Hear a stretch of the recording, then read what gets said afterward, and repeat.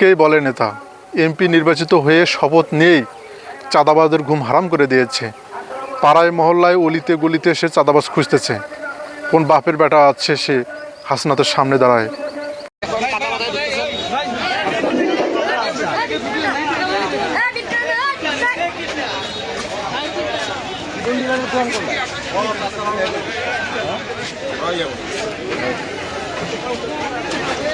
জনতার এমপি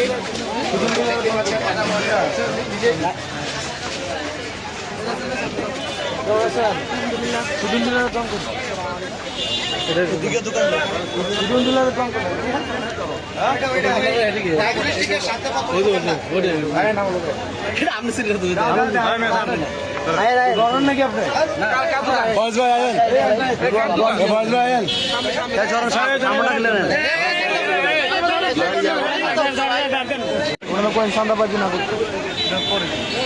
এই রাস্তাটা এটি কিন্তু তাদের অবৈধ ভাই। এই জায়গাটা অবৈধ, এই জায়গাটা অবৈধ, এই জায়গাটা অবৈধ। চাঁদাবাজি যদি করে খারাপ হবে, পুলিশ